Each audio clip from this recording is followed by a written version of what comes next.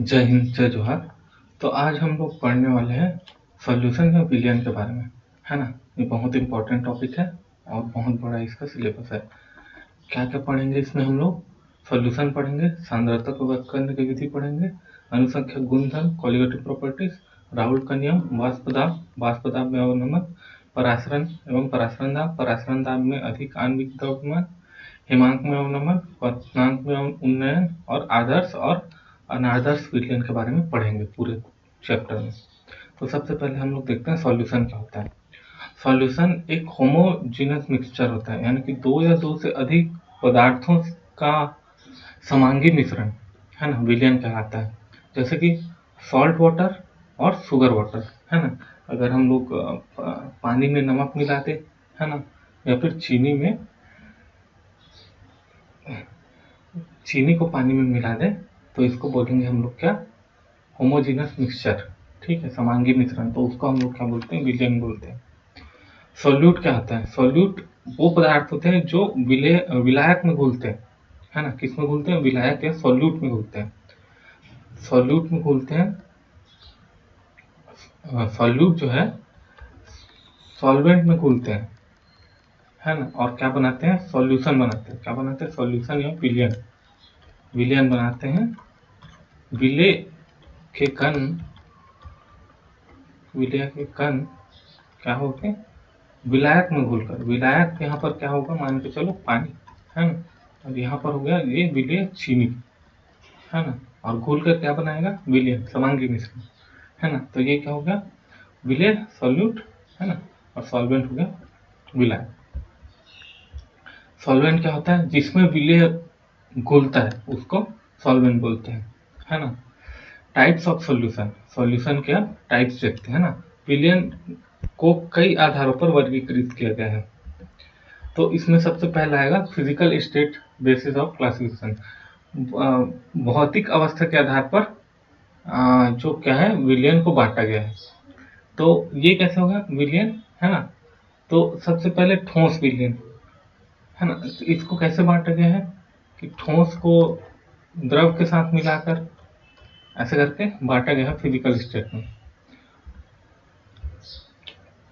Physical state जैसे कि ठोस वाला द्रव के साथ मिलाएंगे तो विलयन ठोस हो, उसका ठोस के साथ भी विलयन बनता है और द्रव के साथ भी विलयन बनता है ना। जैसे कि ठोस का ठोस के साथ बनाएंगे तो क्या बनेगा? ब्रास या पीतल। पीतल को कैसे बनता है? कॉपर और जिंक को मिला के। ये पूछता है बहुत बार, तो ये याद रखना, ठीक है। ठोस का ठोस के साथ कैसे बनता है? कॉपर, है ना, और जिंक को मिलाकर। कॉपर और जिंक को मिलाएंगे तो क्या बनेगा? ब्रास, है ना। कॉपर और टीन को मिलाएंगे तो क्या बनेगा? ब्रॉन्ज। वैसे लिक्विड सॉल्यूशन में विलायक भी द्रव हो और विलयन भी विलेय भी द्रव, विलायक, सॉरी, विलयन का विलायक द्रव होता है और उसे द्रव विलयन कहते हैं, ठीक है। जैसे salt water, sugar solution. Gaseous state में a solution which solvent is a gas. जिस विलयन का विलायक गैस हो उसे उसे क्या कहते हैं? गैसीय विलयन कहते हैं। जैसे उसका सॉल्वेंट जो है ना, वही क्या हो? गैसीय अवस्थित में हो, जैसे कि हवा, है ना। अब इसके बारे में अच्छे से पढ़ते हैं। जैसे कि यहाँ पर तीन तरह से बना सकते हैं ना फिजिकल स्टेट में। गैस का गैस के साथ, गैस का द्रव के साथ और गैस का गैस के साथ, है ना। तो ये दोनों को मिलाएंगे तो क्या क्या आएगा? निकिल, हाइड्रोजन, प्लेटिनियम और हाइड्रोजन को ऐसे मिलाएंगे तो ये गैस और ठोस का क्या बनता है? कॉम्बिनेशन बनता है।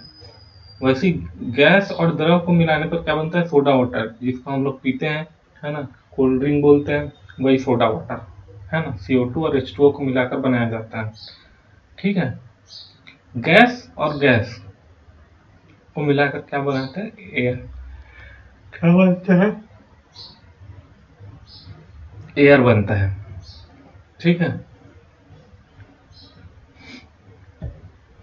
यहाँ पर ठोस और ठोस को मिलाकर क्या बनाया जाता है? मिश्र धातु बनाया जाता है। क्या बनाया जाता है? मिश्र धातु या ब्रास। ठोस और द्रव मिलकर क्या बनाएगा?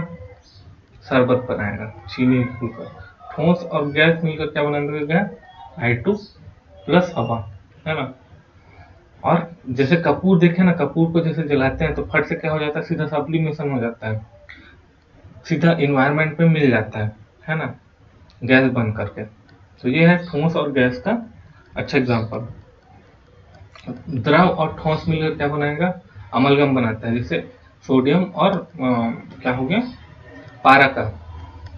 द्रव और द्रव मिलकर क्या बनाता है, जैसे कि HCl plus H2O, alcohol plus H2O। द्रव और गैस मिलकर क्या बनाएगा, जल वाष्प, है ना, जल वाष्प क्या बनाता है, जल वाष्प बनाता है। ठीक है, ये मतलब द्रव और गैस मिलकर क्या बनाएगा, जल वाष्प बनाता है। अब देखते हैं दूसरा, ठीक है, amount of solute based classification. पहले हम लोग क्या देखें, फिजिकल क्लासिफिकेशन देखे ना, फिजिकल फॉर्म।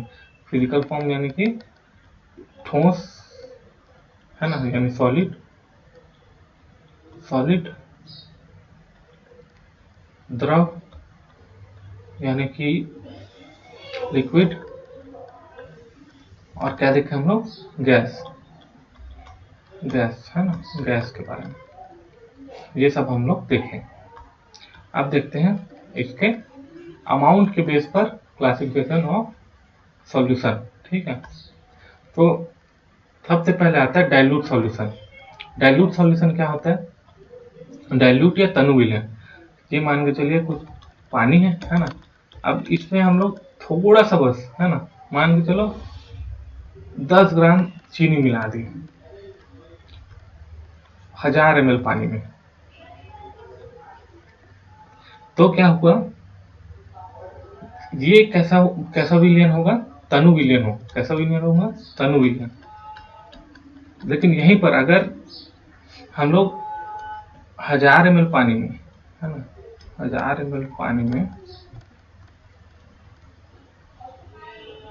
500 ग्राम चीनी मिला दे, तो ये कैसा हो जाएगा, कंसंट्रेटेड या सांद्र विलयन हो जाएगा। कैसा होगा, सांद्र विलयन हो जाएगा, सांद्र विलयन हो जाएगा।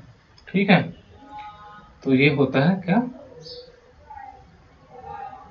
विलय की मात्रा के आधार पर क्या, विलयन का क्लासिफिकेशन। ठीक है, आगे देखते हैं सैचुरेशन बेस्ड क्लासिफिकेशन। हम लोग अभी क्या देख लिया, फिजिकल वाला देख लिया, दूसरा हम लोग देख रहे हैं विलय के अमाउंट के आधार पर, विलय के अमाउंट यानी कि सॉल्यूट के अमाउंट के आधार पर। अब हम लोग तीसरा देख रहे हैं क्या, संतृप्त के आधार पर, है ना।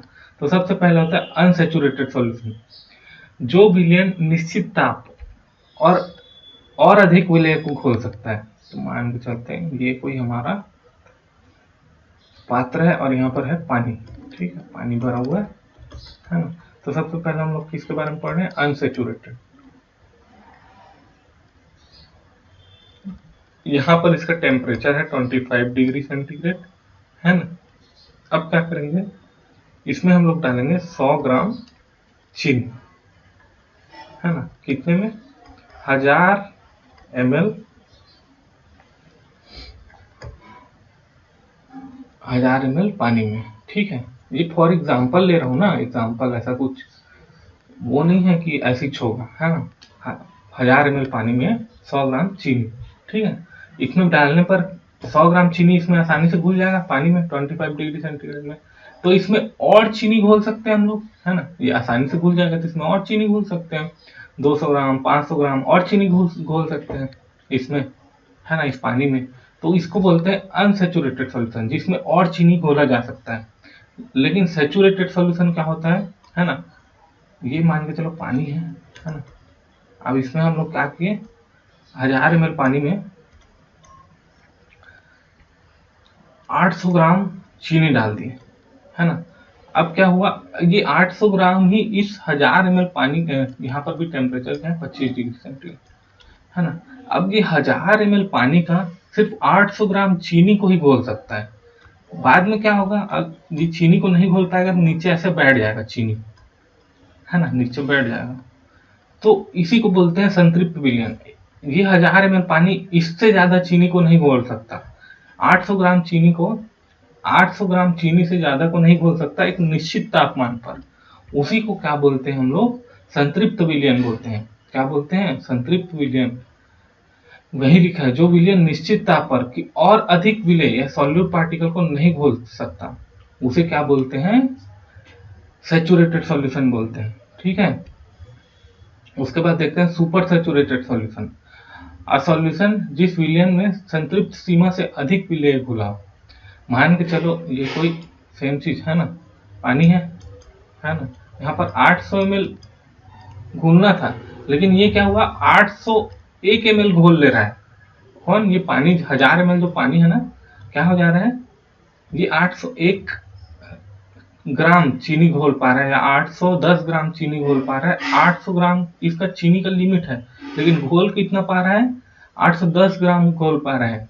तो इसी को बोलते हैं क्या, अति संतृप्त विलयन। कैसे बोलते हैं, अति संतृप्त विलयन बोलते हैं। ठीक है, अब देखते हैं कॉन्सेंट्रेशन के टर्म्स, है ना, कॉन्सेंट्रेशन के टर्म्स जो सॉल्यूशन के लिए उपयोग किया जाता है। टर्म्स जो सॉल्यूशन के लिए उपयोग किया जाता है, कंसंट्रेशन, यहाँ ये पूछा जा सकता है, तो इसको अच्छे से देख लीजिए। सांद्रता को क्या बोलते हैं, मात्रात्मक और गुणात्मक विश्लेषण के लिए यूज किया जाता है। किसको, कॉन्सेंट्रेशन को या सांद्रता को किस लिए यूज किया जाता है, मात्रात्मक तथा गुणात्मक विश्लेषण के लिए। किस लिए यूज किया जाता है सांद्रता को, मात्रात्मक और तथा गुणात्मक विश्लेषण के लिए। ठीक है, इसको याद रखना अच्छे से। एक निश्चित मात्रा का विलय जब निश्चित मात्रा के विलय में घुलता है तो उसे विलयन की सांद्रता कहते हैं। क्या बोलते हैं, विलयन की सांद्रता बोलते हैं, है ना। एक निश्चित मात्रा का विलय जब निश्चित मात्रा के विलायक के साथ घुला हो तो उसे विलयन की सांद्रता कहते हैं। ठीक है, आगे देखते हैं। तो सांद्रता 3 तरह से होता है। ये बिग सांद्रता है ना, ये अमाउंट में कैसा है, बड़ा है सांद्रता। ठीक है, इसको याद रखना हमेशा। तो ये सांद्रता 3 प्रकार के होते हैं। एक होता है भार भार सांद्रता, है ना। ये कैसा होता है, भार भार सांद्रता, यानी कि वेट वेट कंसंट्रेशन। इसमें विलय की मात्रा, है ना, विलय भी क्या होता है, वेट यानी कि ग्राम में लेते हैं, है ना, और विलयन को भी ग्राम में ही लिया जाता है। विलय की मात्रा को विलयन में घोला जाता है ना, विलय की मात्रा को विलयन में घोला जाता है, उसको बोलते हैं भार भार कॉन्सेंट्रेशन, है ना। वहीं पर भार आयतन कंसंट्रेशन विलय की मात्रा यानी कि ग्राम में रहेगा, उसको विलयन के ml या लीटर में घोला जाता है, उसको बोलते हैं भार भार आयतन, है ना। ये यहाँ पर याद रखना, भार भार सांद्रता बोलेगा तो विलयन, ठीक है ना, विलयन, और भार आयतन भी बोलेगा तब भी विलयन, है ना। और यहाँ पर देखो जो विलय की मात्रा है ml में, है ना, उसको विलायक में घोलकर क्या बोला जाता है, ml में ही विलयन में विलयन बोला जाता है ना, आयतन आयतन। ठीक है, यहाँ पर वेट है W और V वॉल्यूम है। ठीक है, ये है सांद्रता कॉन्सेंट्रेशन, ये बहुत बड़ा अमाउंट है। अब सांद्रता के बारे में असली पढ़ते हैं। ठीक है, तो वेट वेट कंसंट्रेशन कैसे होगा, अगर हम लोग बोले कि 10% NaCl, ठीक है, 10% NaCl यानी कि 10% NaCl, 10 ग्राम NaCl इन 100 ग्राम विलयन। क्या से बोल सकते हैं, 10 ग्राम NaCl इन 100 ग्राम विलयन। ये यहाँ पर लिखा हुआ ना, भार भार सांद्रता, वही यहाँ पर लिखे हैं भार भार सांद्रता। अभी क्या हो रहा है, 10 ग्राम NaCl 100 ग्राम विलयन में, लेकिन अगर हम लोग देखें तो विलायक कितना पाया जाएगा, 10 ग्राम NaCl, है ना, कितने, 90 ग्राम विलायक में, कितने में, 90 ग्राम विलायक में। अगर हम लोग इसको वेट और वॉल्यूम कंसंट्रेशन देखें तो इसका एग्जांपल लेते हैं, 10% NaCl weight by volume, 10 gram NaCl in 100 ml solution. ठीक है, 10 ग्राम NaCl इन 100 ml सॉल्यूशन सही है, लेकिन अगर हम लोग बोले कि 10 ग्राम NaCl 90 ml सॉल्वेंट में, तो ये गलत है, क्योंकि ना यहाँ पर जो सॉल्वेंट का है वो घनत्व भी देखा जाएगा। क्या देखा जाएगा, घनत्व, क्योंकि इसका और इसका यूनिट जो है सेम नहीं है। ठीक है, इसका घनत्व भी देखा जाएगा। वॉल्यूम और वॉल्यूम कंसंट्रेशन, इसमें क्या होता है, 10% HCl, ठीक है, लेंगे 10 ml HCl को 100 ml विलयन में घोला जा सकता है, ये सही है। लेकिन 10 ml जो HCl है उसको 90 ml विलायक में घोलने पर भी ये इसकी मात्रा कम आएगी, ज्यादा नहीं आएगी, है ना, इसकी मात्रा कम आएगी, इस कारण ये भी गलत है गलत है। ठीक है, तो अब देखते हैं कंसंट्रेशन के मेन टर्म्स, है ना। ये क्या है टर्म्स, सांद्रता के प्रकार, जो हम लोग कंसंट्रेशन निकाल सकते हैं किसी भी पदार्थ का, किसी भी पदार्थ का कंसंट्रेशन निकालना है तो, सांद्रता निकालना है तो पदार्थ का, है ना। तो उसमें आता है वो क्या था, बड़ा बिग अमाउंट था, है ना, जो हम लोग देखे वेट वॉल्यूम और वॉल्यूम कंसंट्रेशन। अब उसके छोटे छोटे रूप पढ़ेंगे, मोलरता, मोललता, नॉर्मलता, मोलविन और पार्ट्स पर मिलियन या पार्ट्स पर बिलियन कंसंट्रेशन, पार्ट्स पर मिलियन, है ना, और पार्ट्स पर बिलियन बोलते हैं, पर बिलियन कंसंट्रेशन, इसको पढ़ेंगे अब हम लोग। ठीक है, तो सबसे पहले हम लोग देखते हैं मोलरता के बारे में। मोलरता क्या होता है, मोलरता क्या होता है, वेट बाई वॉल्यूम होता है। क्या होता है, वेट बाई वॉल्यूम। ठीक है, वेट बाई वॉल्यूम कंसंट्रेशन होता है। ये क्या होता है, विलेय के मोलों की संख्या, विलेय के मोलों की संख्या 1 लीटर विलियन में, विलेय की मोलों की संख्या 1 लीटर विलियन में। याद रखना, ये हमेशा याद रखना, 1 लीटर विलियन में, विलायक नहीं, विलियन में। किसमें, विलियन में, विलायक नहीं, किसमें, विलियन में उपस्थित है।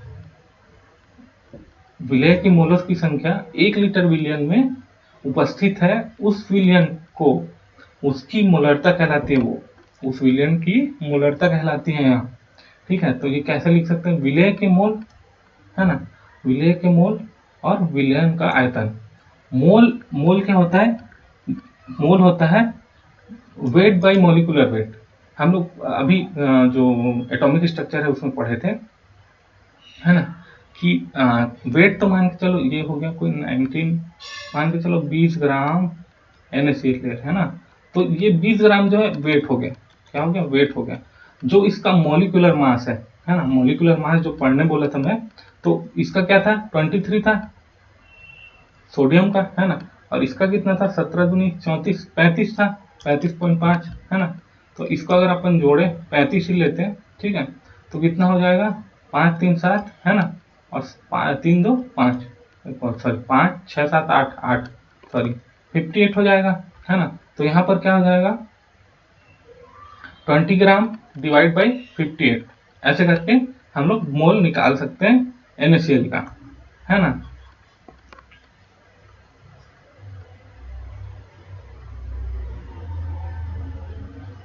तो इसको याद रखिएगा, मोल को कैसे निकालते हैं पता चल गया ना।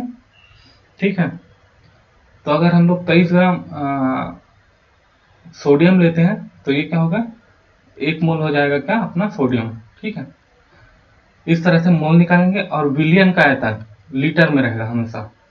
ठीक है, अगर हम लोग इसको तोड़ना चाहें, मोलरता पढ़ रहे हैं ना, मोलरता क्या होता है, याद रखना हमेशा, मोलरता क्या होता है, वेट बाई वॉल्यूम, है ना, वेट बाई वॉल्यूम। अब ये क्या होता है, विलेय की मात्रा। ठीक है, विलेय की मात्रा किसमें मिलाया जाता है, विलियन में मिलाया जाता है, वो भी कैसे, लीटर में। तो इसको बोलते हैं क्या, मोलरता, है ना। तो इसको हम लोग लिख सकते हैं विलेय का भार डिवाइड बाई विलाय का अनुभार इंटू आयतन, है ना। तो यहाँ पर मोलरता लिख सकते हैं अपन W/mW 1000/V/ml, है ना, ऐसा लिख सकते हैं, क्योंकि लीटर में दिया हुआ है। अगर हम लोग यहाँ पर 1000 कर देंगे, ये किस में आ जाएगा, ml में आ जाएगा। जब अपने को ml में निकालना होगा तो हम लोग ml में निकाल सकते हैं इसको, है ना।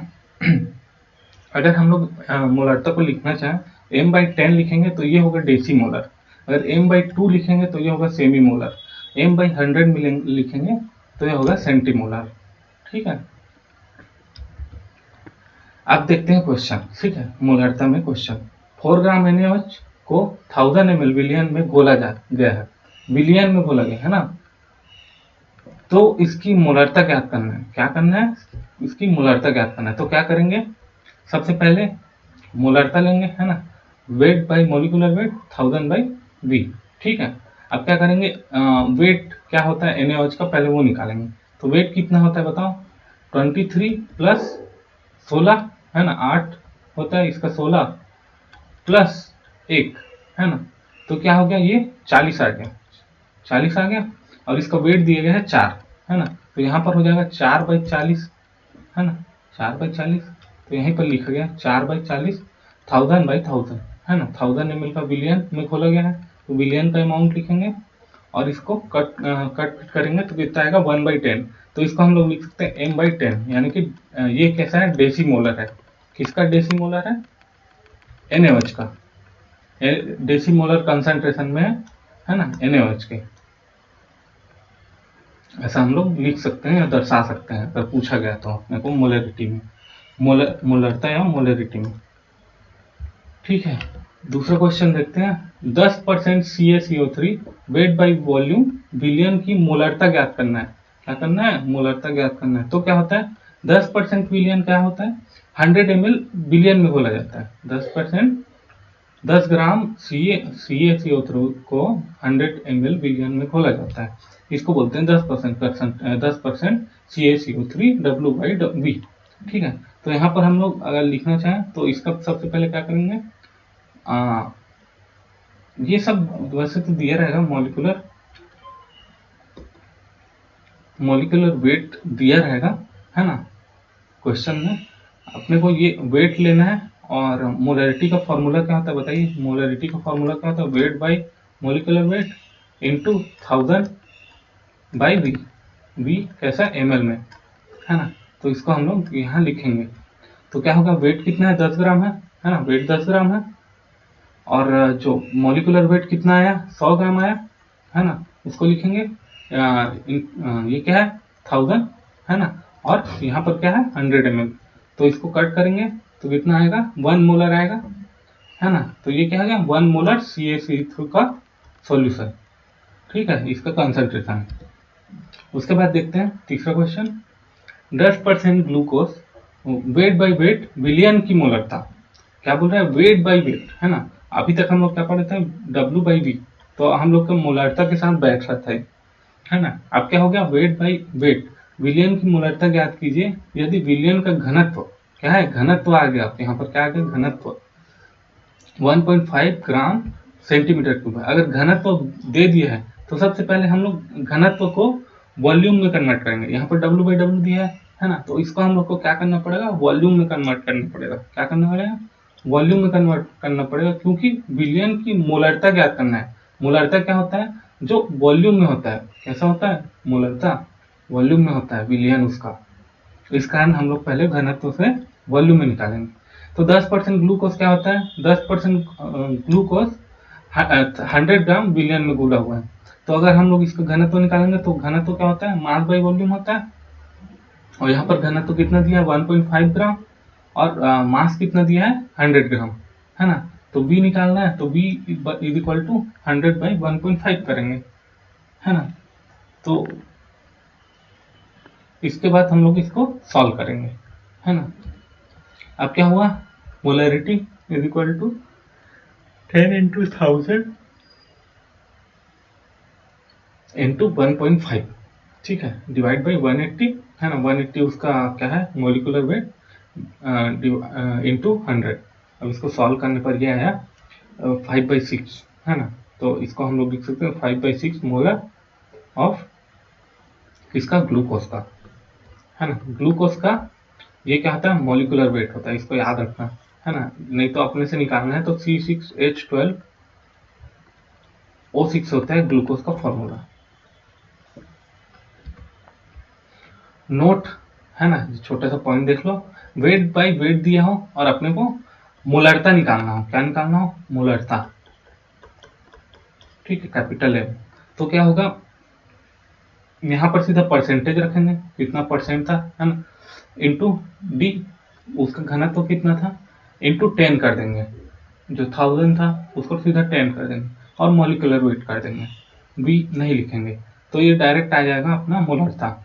तो ये वाला अगर घनत्व दिया रहेगा तब यूज करेंगे, ठीक है। परसेंटेज और घनत्व में दिया रहेगा तब यूज करेंगे इसको, ये वाले मोलरता को, है ना। तो इसको अगर हम लोग पहले वाले से सॉल्व करते तो इसका क्या आंसर आ जाता? 5/6 आ जाता। तो यह हो गया परसेंटेज इंटू D यानी कि घनत्व। ये 10 वॉल्यूम का लिए है और ये क्या है? Molecular weight. क्या है? मॉलिक्यूलर वेट या आणविक भार जिसको बोलते हैं, मॉलिक्यूलर वेट, ठीक है। अब देखते हैं दूसरा कंसंट्रेशन क्या है, मोलरता, ठीक है, स्मॉल m। इसके पहले हम लोग क्या पढ़े थे, मोलरता पढ़े थे। अब देखते हैं मोलरता। विलेय के मोलों की संख्या, क्या बोल रहे हैं, विलेय के मोलों की संख्या जो 1 kg है ना, 1 kg विलायक में घुली हो, किसमें घुली हो, विलायक में घुली हो, विलयन में नहीं, विलायक में घुली हो। विलेय की मोलों की संख्या किसमें घुली हो, विलायक में। और मोलरता में क्या पढ़ते हैं, विलियन में घुली हो, ठीक है। इसमें क्या है, विलेय का मोल की संख्या विलायक में घुली हो, किसमें, 1000 में। ये क्या है, वेट बाई वेट है, ठीक है ना, में घुली हो उस विलियन की मोलरता कहते हैं, उस विलियन की क्या कहते हैं, मोलरता कहते हैं। तो ये क्या हो जाएगा, मोलरता इज इक्वल टू विलेय के मोलों की संख्या, है ना, विलेय के मोलों की संख्या डिवाइड बाई विलायक का भार, है ना। अब इसको हम लोग फॉर्मूला बनाएंगे तो क्या होगा, वेट बाई मोलिकुलर वेट, है ना, मोलों की संख्या को तोड़े तो, और इसको 1000 बाई वेट इन अ ग्राम, ठीक है। इसका हम लोग क्वेश्चन देखते हैं। तो ये क्या लिखा है, 10% यूरिया वेट बाई वेट विलियन की मोलरता निकालना है ना, विलियन की क्या निकालना है, मोलरता निकालना है। तो 10% यूरिया यानी कि 10 ग्राम यूरिया इन 100 ग्राम विलियन, ठीक है। तो 10 ग्राम जो विलेय है वो किसमें घुला रहेगा, 90 ग्राम विलायक में। तो हम लोग को क्या लेना है, 90 ग्राम लेना है। तो m इज इक्वल टू क्या हो जाएगा, 10/60, है ना, 60 क्या था, यूरिया। यूरिया का फॉर्मूला क्या है, NH2CO NH2 है ना। अगर आप निकालना चाहें तो निकाल सकते हैं, लेकिन ये इसका कंप्लीट मोलिकुलर वेट होता है। क्या होता है, मोलिकुलर वेट 60, है ना, यूरिया का। तो 10/60 इंटू 1000/90। अब इसको कैंसिल करेंगे तो ये इसका मोलरता आएगा 50/27 मोलर ऑफ किसका, यूरिया का। ये इसका कंसंट्रेशन है यूरिया का इन द विलायक। अब देखते हैं 10% ग्लूकोज वेट बाई वॉल्यूम विलियन की मोलरता। यदि विलियन का घनत्व 1.5 ग्राम पर सेंटीमीटर क्यूब हो तो, ठीक है। तो सबसे पहले 10% ग्लूकोज, 10 ग्राम ग्लूकोज किसमें घुला होता है, 100 ml विलियन में घुला होता है ना। 10% जो ग्लूकोज है किसमें घुला रहता है, 100 ml विलियन में घुला रहता है। अगर हम लोग इसका घनत्व निकालें तो क्या होगा, 1.5 इज इक्वल टू m/100, और m की वैल्यू देखें तो कितना आ जाएगा, 150 ग्राम। कितना आ जाएगा, 150 ग्राम। इसको इंटू करेंगे तो, है ना। तो 10 ग्राम ग्लूकोज 150 ग्राम विलियन, तो 10 ग्राम ग्लूकोज कितना हो जाएगा, कितने ग्राम विलायक में घुलेगा, 140 ग्राम विलायक में घुलेगा। इसमें कितना घुलेगा, 140 ग्राम विलायक में घुला होगा। तो इसको अगर हम लोग मोलेरिटी निकालें तो निकाल सकते हैं डायरेक्ट, है ना, कट करेंगे 25/63 इसका मोलरिटी आएगा, और इसको इतना मोलर आएगा, क्या, इतना मोलर आएगा ना, मोलर आएगा क्या, ग्लूकोज का अमाउंट इन विलायक। इतना इसका कंसंट्रेशन है विलायक में, है ना। ये हो गया हमारा क्वेश्चन। नोट, छोटा सा पॉइंट देख लेते हैं ना। तो 1 मोलर में अगर टेम्परेचर बढ़ाएं, क्या होगा, टेम्परेचर बढ़ाएं तो आयतन में परिवर्तन होगा। क्या होगा, आयतन में परिवर्तन होगा। लेकिन अगर 1 मोलर वेट बाई वेट, यानी कि मोलर में हम लोग, मोलर में, है ना, अगर हम लोग भार में टेम्परेचर बढ़ाएं तो इसमें आयतन में कोई इफेक्ट नहीं पड़ेगा। क्या नहीं पड़ेगा, कोई भी इफेक्ट नहीं पड़ेगा। तो यहाँ पर वही लिखा है, मोलरता, नॉर्मलता और पार्ट्स पर मिलियन, मोलरता, नॉर्मलता और पार्ट्स पर मिलियन पर ताप का प्रभाव पड़ता है। क्या होता है, ताप का प्रभाव पड़ता है, क्योंकि ये वॉल्यूम में होते हैं। क्या होते हैं, वॉल्यूम में होते हैं। वहीं पर मोलरता और मोल भी, उस पर टेम्परेचर को कोई इफेक्ट नहीं पड़ता, क्योंकि ये वेट बाई वेट में होते हैं, है ना। इस पर टेम्परेचर का कोई इफेक्ट नहीं पड़ता, ठीक है। ये याद रखना, शायद पूछा जा सकता है, तो अच्छे से इसको पढ़ लीजिएगा। उसके बाद देखते हैं नॉर्मलता, ठीक है, नॉर्मेलिटी। विलेय के तुल्यांकों की संख्या जो 1 लीटर विलियन में उपस्थित है, उस विलियन की नॉर्मलता कहलाती है। क्या कहलाती है, नॉर्मलता। विलेय के तुल्यांकों की संख्या, तुल्यांक क्या होते हैं अभी थोड़ी देर में बताता हूँ। तुल्यांकों की संख्या जो 1 लीटर विलियन में उपस्थित हो, कितने हो, 1 लीटर विलियन में उपस्थित हो, किसमें उपस्थित हो, 1 लीटर विलियन में, उस विलयन की नॉर्मलता कहलाती है। क्या कहलाती है? उस विलयन की नॉर्मलता कहलाती है। ये कैसा है? वेट बाई वॉल्यूम टाइप का है। कैसा है? वेट बाई वॉल्यूम टाइप का है।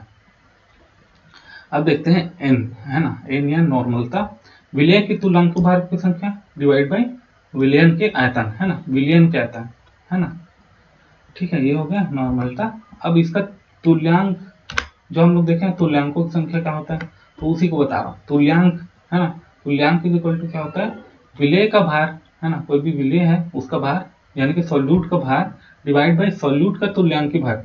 अब तुल्यांकी भार क्या होता है ना, तुल्यांकी भार क्या होता है? किसी का अनुभार, अनुभार, है ना, डिवाइड बाई उसकी संयोजकता, संयोजकता, है ना, जैसे कि संयोजकता कारक, जैसे कि H2O है ना, तो O की संयोजकता कितनी है? 2 है।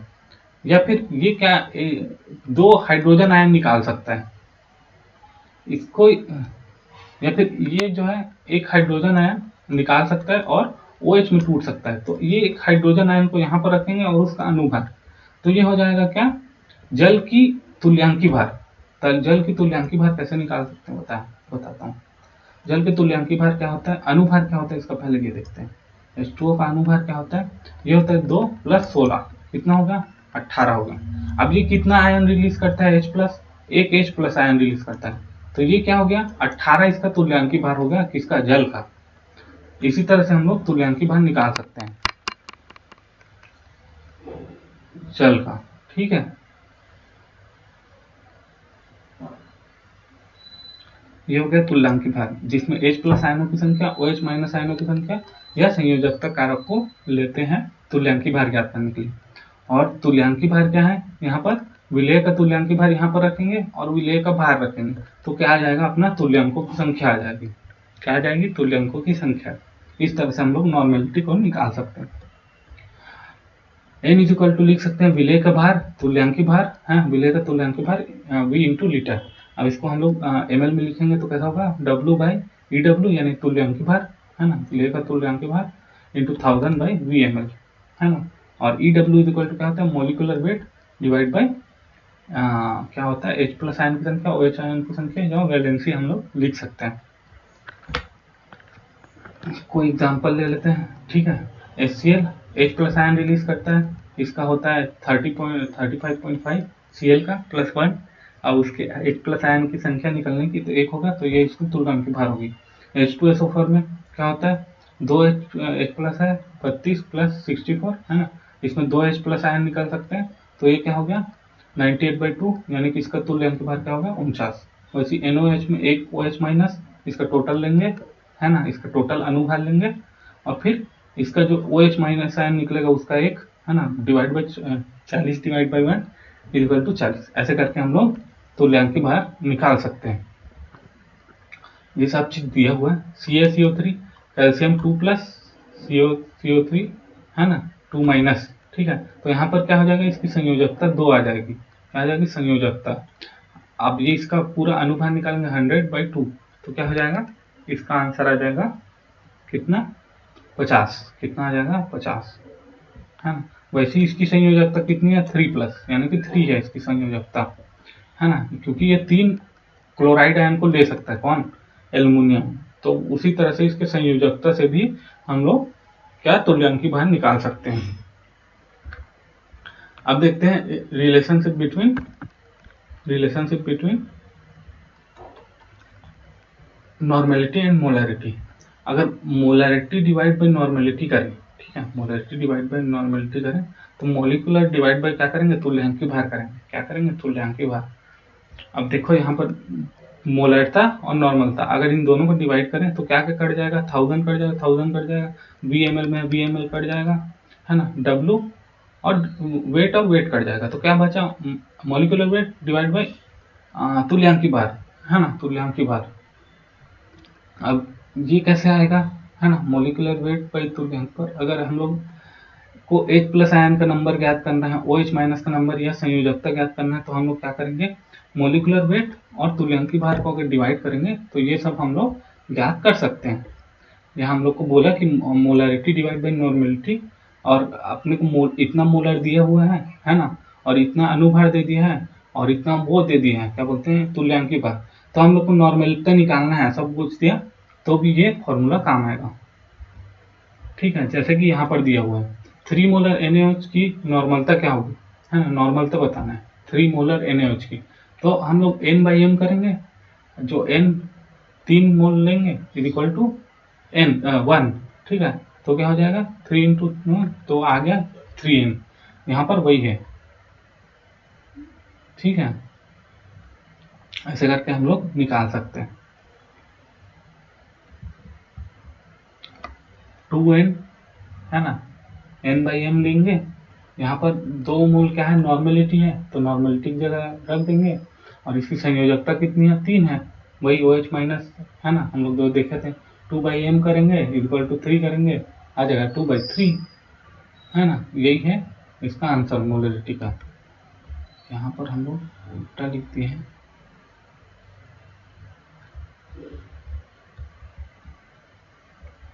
ये हो जाएगा N/M। ठीक है, इसको सुधार लीजिएगा, N/M हो जाएगा।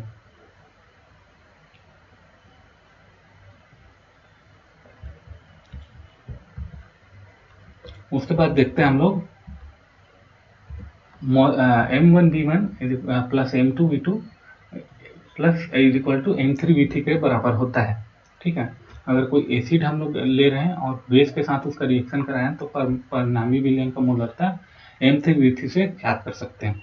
ठीक है, उसी तरह से अगर कोई एसिड है ना, कोई बेस है, उसको अगर हम लोग वहाँ से रिमूव कर दें तो क्या होगा, इसका परिणामी विलयन क्या होगा, M3V3 हो जाएगा। उसी तरह से M1V1 is equal to M2V2 होता है ना, ये याद रखिएगा, इंपॉर्टेंट है, पूछ सकता है कि एक विलयन का आयतन ये है, दूसरे आयतन में जब मिलाएगा तो उसका परिणामी विलयन का मोलरता बताओ, ऐसा करके पूछ सकता है। देखिए ये क्वेश्चन है, 1 मोलर NaOH से M/10 NaOH के 500 ml विलयन को बनाने के लिए कितने जल की आवश्यकता होती है। तो बताओ कितने जल की आवश्यकता होगी, उसको बताने के लिए हम लोग क्या करेंगे, M1V1 is equal to M2V2 करेंगे। तो क्या दिया है, 1 मोल NaOH है ना, V1 1/10 NaOH है ना, इसमें दिया हुआ 500 ml, इसका कोई भी वो नहीं दिया गया है, तो इसको हम लोग अगर सॉल्व करें तो क्या होगा, V1 is equal to 50 ml आएगा। अब क्या होगा, 50 ml क्या है, इसकी मात्रा है, NaOH की मात्रा है ना। तो हम लोग को पूछा कितने जल की आवश्यकता है, तो हम लोग जानते हैं कि 50 ml में हम लोग 500 बनाने के लिए यूज किए हैं, तो इसमें कितना जल यूज होगा, ये किसकी मात्रा है, NaOH की मात्रा है, किसकी मात्रा है, NaOH की मात्रा है। तो इसमें हम लोग देखेंगे कि जल कितना है, तो हम लोग 500 से माइनस करेंगे तो कितना जल आ जाएगा, 450 ml जल लगेगा हम लोग को 500 ml विलयन बनाने के लिए। ठीक है, उसी प्रकार दिया है M/10 HCl 800 ml में M/10 NaOH को 400 ml में मिलाने पर प्राप्त विलयन की मोलरता ज्ञात करें, मोलरता ज्ञात करना है। ठीक है, तो क्या होगा, M1 क्या बोले, HCl यानी कि एसिड है और यहाँ पर NaOH बेस है ना, तो क्या हो रहा है, इसमें मिला रहे हैं हम लोग, तो क्या हो गया, M1V2 V1 है ना, V1 minus M2V2 is equal to M3V3, acid और बेस है। तो क्या होगा, यहाँ पर हम लोग इसका जो वो है मान है वो रखेंगे है ना, और इसको सॉल्व करेंगे तो इसका आंसर आएगा क्या, M3 इज इक्वल टू 1/25 या M/25 आएगा इसका आंसर। उसी प्रकार तीसरा क्वेश्चन देखते हैं, M/10 NaOH 600 ml में 60 ml हुआ है ना, डायरेक्ट निकाल लेंगे, M/20 HCl का इतना हुआ, तो बताओ इसका pH क्या होगा, बोले pH जानते हैं, pH क्या होता है, pH 7 तक न्यूट्रल होता है, 7 के नीचे क्या होता है, एसिडिक होता है, और 7 के बाद क्या होता है, बेसिक होता है ना, बेस होता है। तो यहाँ पर देखो 60 ml यानी कि बेस ज्यादा है एसिड से, तो कैसा हो जाएगा, इसका pH जो है 7 से ज्यादा होगा, कैसा होगा, 7 से ज्यादा होगा। अब पढ़ते हैं मोल फ्रैक्शन के बारे में, मोल फ्रैक्शन या मोल भिन्न के बारे में, मोल अंश या मोल प्रभाज भी इसको बोलते हैं। ये मोल भिन्न क्या होता है, X इज इक्वल टू 1 घटक के मोल, क्या 1 घटक के मोल डिवाइड बाई कुल घटक के मोल, है ना, एक घटक के मोल डिवाइड बाई कुल घटक के मोल। फॉर एग्जाम्पल के लिए लेते हैं, कोई 3 घटक को मिलाए हैं, है ना, N1A, N2A, B plus N3C। तो अब हम लोग एक घटक को लेते हैं ना, एक घटक यानी कि N1। अब उन तीनों घटक का मोल का कुल मोल, है ना, तो इसको हम लोग लिखेंगे तो ये क्या कहलाएगा, मोल फ्रैक्शन ऑफ ए। क्या कहलाएगा, मोल फ्रैक्शन ऑफ ए। क्या कहलाएगा, मोल फ्रैक्शन ऑफ ए। उसी प्रकार बी का निकालेंगे तो क्या करेंगे, N2 लेंगे डिवाइड बाई कुल मोल लेंगे। तो ये क्या हो गया, मोल फ्रैक्शन, किसका, ए का मोल फ्रैक्शन, ये हो गया बी का मोल फ्रैक्शन। इस तरह मोल फ्रैक्शन को लिखते हैं। किसी भी विलयन का कुल मोल अंश सदैव 1 होता है। ऐसा होता है, अगर हम लोग कुल मोल अंश देखें तो वो कितना होगा, सदैव 1 होगा। इनकी कोई भी इकाई नहीं होती, मोल फ्रैक्शन की कोई भी यूनिट नहीं होती। ये याद रखना, पूछ सकते हैं मोल फ्रैक्शन की यूनिट होती है क्या ऐसा करके, तो नहीं होती। ठीक है, ये वेट बाई वेट टाइप का है, इसका ताप का कोई भी इफेक्ट नहीं पड़ता। किसमें नहीं पड़ता, मोल फ्रैक्शन में ताप का कोई भी इफेक्ट नहीं पड़ता, है ना। किसी भी शुद्ध घटक का मोल अंश सदैव इकाई होता है। अभी हम लोग पढ़े XA plus XB plus XC, है ना, ये 1 होता है। लेकिन अगर XA ही शुद्ध हो तो इसका क्या होगा, घटक जो एक हो जाएगा, ये कैसा होगा, एक हो जाएगा। जैसे कि 12 ग्राम HCl का मोल भिन्न होगा, यहाँ पर दिया हुआ है 12 ग्राम HCl। 12 ग्राम HCl कैसा है, शुद्ध है, तो इसका मोल फ्रैक्शन कितना होगा, 1 होगा। वही बोला है यहाँ पर, किसी भी शुद्ध घटक का मोल अंश सदैव 1 होता है।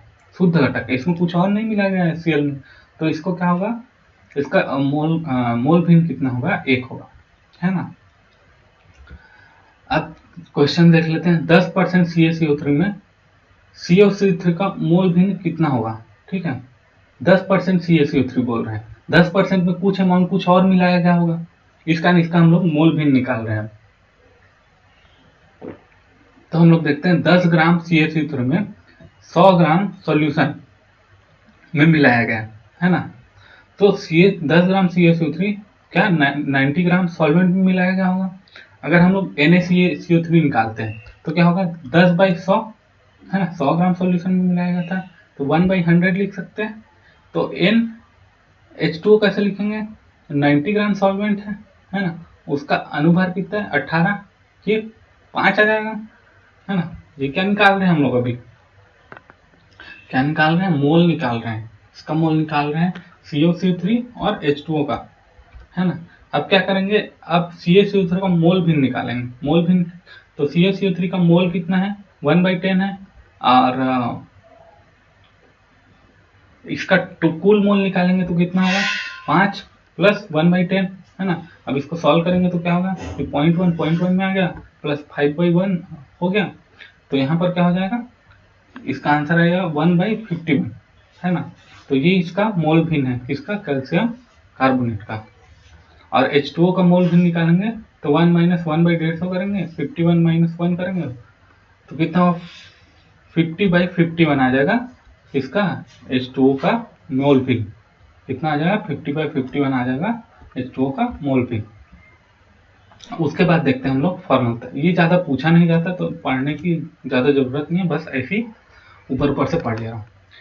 विलेय का संघूनन और वियोजन, आयन में वियोजन हो जाता है, उसको बोलते हैं, क्या बोला जाता है, उसकी फॉर्मूला बोलती है। अगर ये संगुणन हो या फिर उसका वियोजन हो, है ना, तो उसी को बोलते हैं फॉर्मूला। तो ये क्या कहते हैं, विलेय के सूत्रभार की संख्या जो 1 लीटर विलियन में उपस्थित हो, इसमें 1 लीटर विलियन में उपस्थित हो, ये क्या होता है, weight by formula wait 1000/VmL formula, है ना। उसके बाद देखते हैं पार्ट्स पर मिलियन या पार्ट्स पर बिलियन, ये पूछा जा सकता है, लेकिन इसका ना सिर्फ आपको ये पूछा जाएगा, फॉर्मूला पूछा जा सकता है, इसका बहुत कम ऐसा होता है जो क्वेश्चन आता है, तो ये आप अच्छे से पढ़ लीजिएगा, है ना। इसका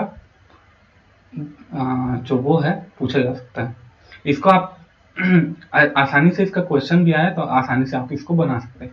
अगर हम लोग देखें पार्ट्स पर मिलियन, है ना, विलेय की भार भागों की संख्या, है ना, विलेय का भार भाग यानी कि मॉलिक्यूलर वेट का एक भार या एक भाग, है ना, जिसके बारे में पूछा गया है उसको लिखेंगे।